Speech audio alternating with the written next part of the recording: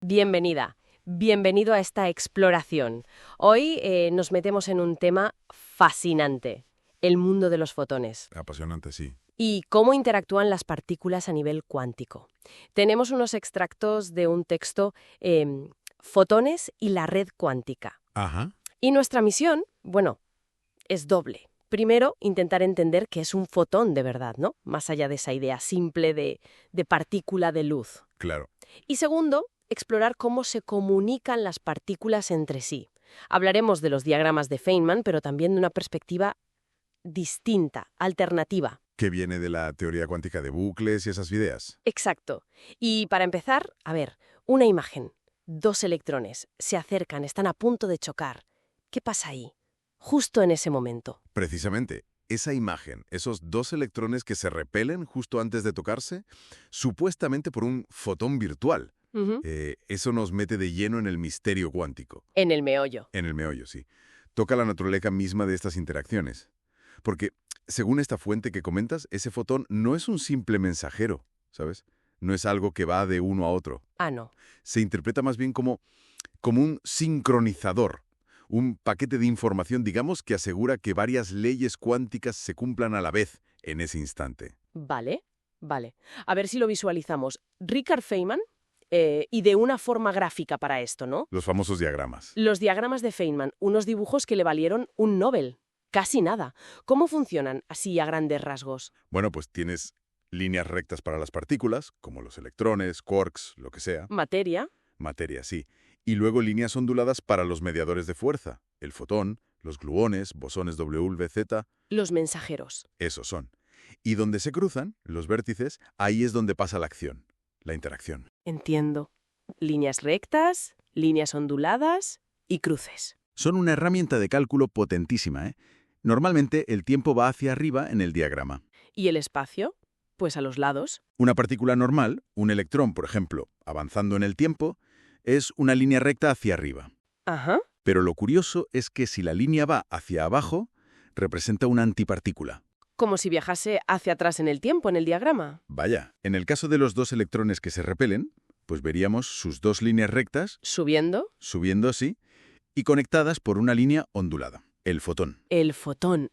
Pero aquí viene un punto que destaca la fuente, ¿eh? Este fotón no es como una pelotita que va de A a B, ¿verdad? Exacto. Se le llama virtual.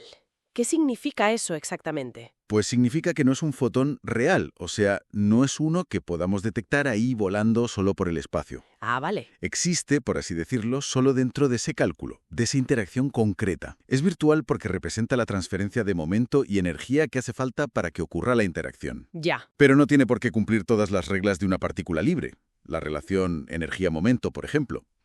Según la fuente, su existencia es parte de la interacción, casi instantánea entre esos 2 puntos del diagrama. O sea, es una forma de representar la comunicación. Eso es.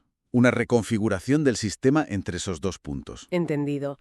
Es una herramienta visual, matemática, pero la fuente va más allá, ¿no? Sí. Propone una reinterpretación de lo que pasa de verdad, basándose en ideas de la teoría cuántica de bucles o, bueno, una red cuántica, lo llama. Exacto. La idea sería, ¿y si el universo no es espacio vacío con cosas flotando, sino un tejido de relaciones?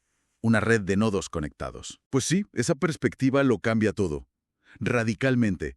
Porque entonces la interacción ya no es un electrón que dispara un fotón a otro. Claro. Sería más bien un reajuste, coordinado casi instantáneo, entre 2 nodos o más de esa red que cambian su estado. ¿Y el fotón qué sería entonces? Pues el fotón, en esta visión, sería como la manifestación de esa red, vibrando, digamos, reconfigurándose para mantener la coherencia de todo el sistema. ¡Ostras! No una partícula viajando, sino quizá el propio tejido del espacio-tiempo, reorganizándose ahí, localmente, una sincronización total.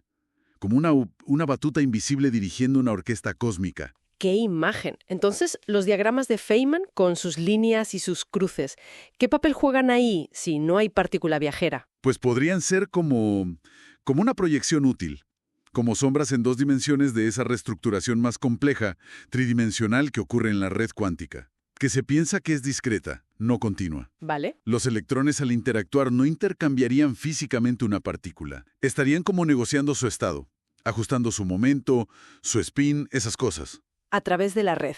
Claro, reconociendo su conexión mutua a través de la estructura de la propia red. La comunicación está en la red.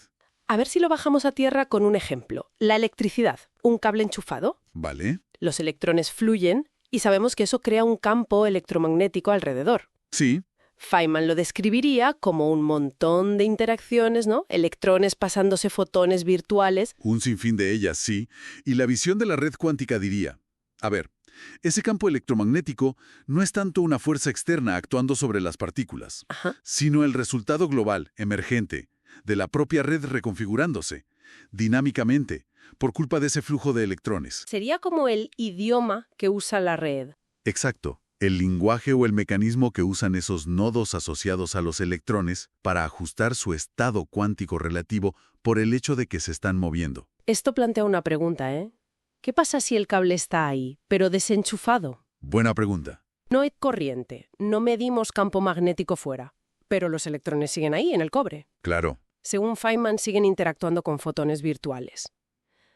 La fuente dice que sí, que incluso en un cristal de azúcar que está quieto hay interacciones. Correcto. Y aquí la perspectiva de la red da una respuesta interesante. Dice, si no hay flujo neto, si la estructura es estable, el cable quieto, el cristal, la red puede estar en equilibrio. Y no necesita... No necesita una reorganización dinámica continua y a gran escala. Por eso no medimos un campo macroscópico fuera. Ah, vale. El campo que medimos aparece cuando hay un cambio de estado importante, una diferencia de potencial, por ejemplo, que obliga a esa reorganización dinámica y colectiva.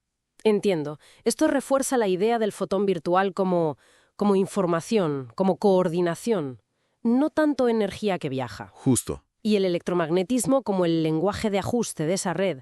Me recuerda un poco a cómo se intenta ver la gravedad, ¿no? No como fuerza, sino como propiedad del espacio-tiempo. Va por ahí, sí.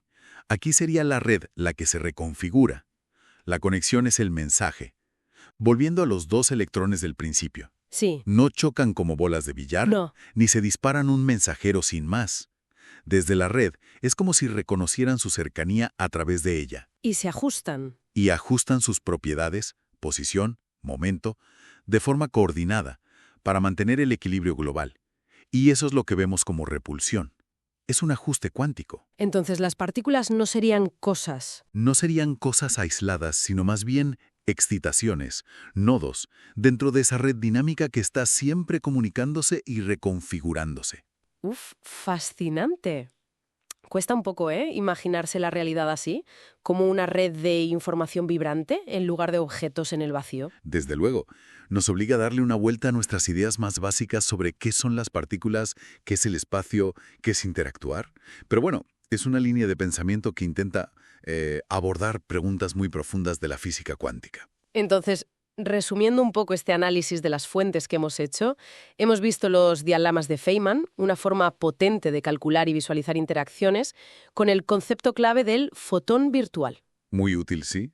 Pero también hemos explorado esta otra idea más radical que propone el texto, que quizás esas interacciones y el propio fotón no sean lo más fundamental. Sino manifestaciones de algo más profundo. Claro, de una red cuántica debajo de todo que se reconfigura, el fotón como coordinación instantánea, no como partícula viajera, y el electromagnetismo como el lenguaje de esa red. Exactamente.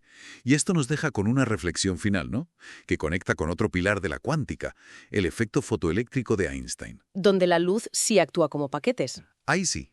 La luz se comporta como paquetes discretos de energía, fotones reales, que arrancan electrones de un metal, como partículas. Entonces, la pregunta que sugiere la fuente es... Pues eso, ¿son estos fotones reales entidades fundamentales en sí mismos?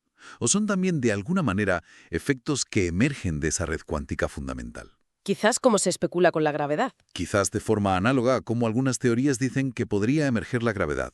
¿Es el fotón una partícula fundamental o un efecto de la red? Una cuestión, bueno, abierta, para seguir pensando.